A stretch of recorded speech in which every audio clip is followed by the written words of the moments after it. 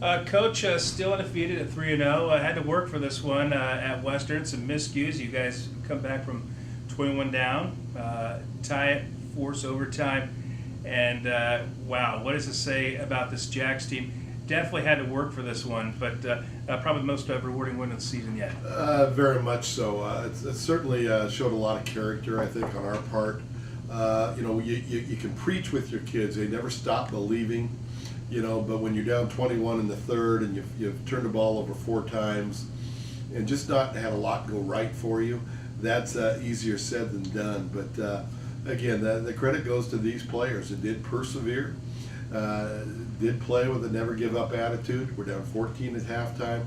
I felt we had a positive halftime. Then we come out and they score on the first possession of the third quarter, and now we find ourselves down 21. But from there on, our defense got 3 critical stops consecutively. We were able to block a punt, and the offense got going and was able to put the ball in the end zone. A big 50-yard run by Jaquan, a big catch and run by John Todd. And next thing you know, we got a tie ball game. Then we go down 7 again. And the last drive of the offense, we get the ball with under 4 minutes to go, and we go 80 yards in 7 plays to put the tying score on the board to force the overtime. So there were a lot of big moments in this game, certainly. And but again, we don't go to overtime if our defense doesn't get some 3 and outs, and they got 3 consecutive possessions where they forced Western Oregon to punt there in the third quarter and early fourth. And so that was really, to me, the difference.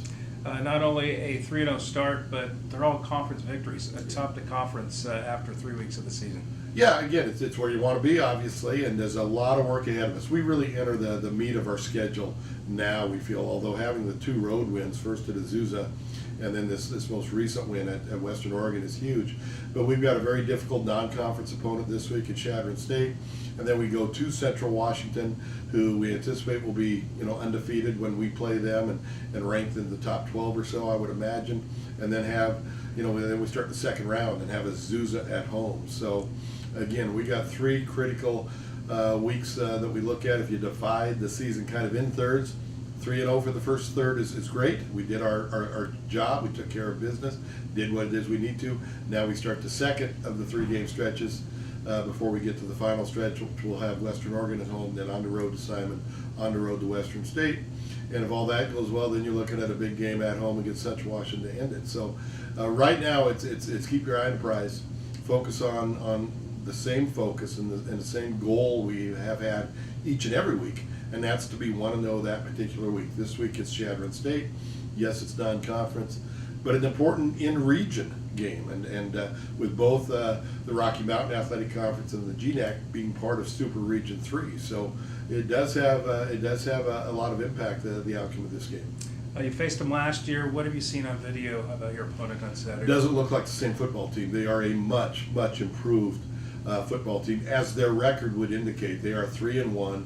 They've put up a lot of points. They against Western State 2 weeks ago led 42-0 at halftime. Against Adams State last week, put 51 on the board in the first half and 72 total. So again, they're doing a lot of things right. They're really strong up front. Both their offensive line, we feel, is one of the best we've seen to date. Their defensive line, they lead their conference in quarterback sacks. So we've got our work cut out for this week. This is a good quality opponent coming to the Redwood Bowl. Like I said, being that they are part of Super Region 3, the same region that we are part of, this is an important game as we move forward. So we're excited. The weather report's great, and we're hoping for a nice crowd. Experience is a good thing to have, and do you feel that's kind of got you to 3-0 so far, just guys that have been playing together, some for their 4th year now? Well, it's on the offensive side, certainly, but yes, you look at that, and right now we're having a lot of success in terms of yardage, in terms of points offensively, and certainly on Saturday, as you get behind like we did, you want to turn to those players, and John Todd obviously came up huge Saturday.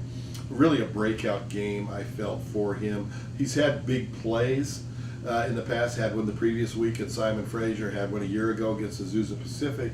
But I wouldn't say it's had a big game, and this was a monster game. This was 225 yards and 3 touchdowns. I think second most yards in GNAC history, and really I think introduced himself to the rest of the conference as a player you got to watch. And we've known what we've had in John for quite some time, but I'll tell you, it was great to see him take it up a notch and do what it was he was able to do. Jaquan Gardner, I thought in the fourth quarter and in overtime, ran as hard and as tough as I've seen him run. And it's just a gutty performance. He was cramping up a little bit. You know, it was the end of a tough game, and I'll tell you what, he came up big when we needed him to come up big. And, you know, he had a carry on third down where he was able to get a first down, and it was just a tough 3 yards, but he was hit at about the 1 yard mark and hit squarely, and then was able to twist and turn and get the first down there. And then we go to overtime, and I don't think it was a surprise. I was going to put the ball in 32's hands, and we did that. Got big blocks by the left side of our line, Josh Hansen, Jerry Leal, and Alex Kappa. And we were actually in a formation where Russell Cadle was on that side of the line as well, and again, got it into the end zone that gave us a chance. So again, we've got some leaders. Again, they are on the offensive side of the ball. Our defense did struggle on Saturday with a very talented Western Oregon passing attack, but we hope they'll get better each time out, and we're looking at what we do defensively to try to put them in better positions to succeed. But it was a team win. It was defense getting stops. It was the offense making plays and getting points when they needed to get points, and the kicking game coming through with a huge block punt by Khalil Ely that really, I think, ended up being the difference in the game. For John Todd having this breakthrough game at Western Oregon, obviously, you know, you have Gardner in the running game, but do you try to get, you know, John Todd more involved? I mean, you have a quarterback that has an arm, and I'm sure it's you know, it's just another weapon to have, but do you things to make sure to kind of get him the ball more or not? He's always part of our game plan because we know what John Todd can do. He's our deep threat, but the difference is this year is that we have a number of other weapons. You got Chase Crevichet. Obviously, everyone knows what Chase can do. He's going to, you know, soon here break the receptions record at Humboldt State.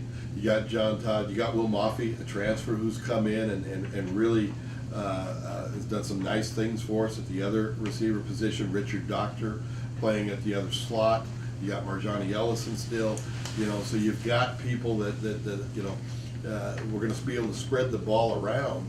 Dylan Zuberink, you know, is now back from injury, so we do have a lot of weapons, but you know, each have value to what we do offensively. John certainly, his playmaking value was on display Saturday. His ability to get behind a defense, which we really have lacked here. You know, you get possession type receivers, but to have that guy that can break the back end of the coverage is critical to anyone's pass game, and certainly John has been showing that both against Simon Fraser and then this past week against Western Oregon, that he has that ability.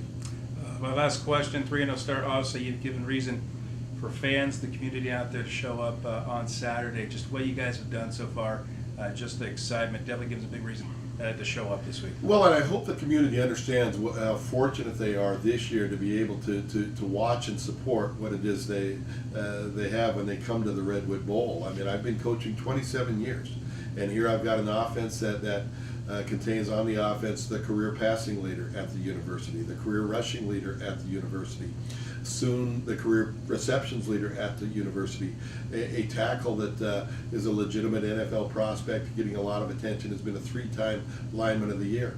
And I can mention those people. You don't even that doesn't, you know, account for a John Todd, who is just emerging now on the scene as one of the best, and a Richard Doctor, and some other very talented weapons. So this is a team that loves playing the game. They're having a lot of fun this year. They're enjoying the opportunities that they have to play in the Redwood Bowl. If you hear them talk about game day in the Redwood Bowl, they speak to that experience with reverence. They really do. It's so unique, and we're so fortunate to have, you know, the setting that we have for a 6 o'clock kickoff come Saturday in the fall. And so, yeah, this is again, come on out and support. There's so many reasons to come out and watch this football team play, and let's hope that we can really have a large crowd on Saturday. All right, Coach. Okay. Yeah, let's listen to the radio.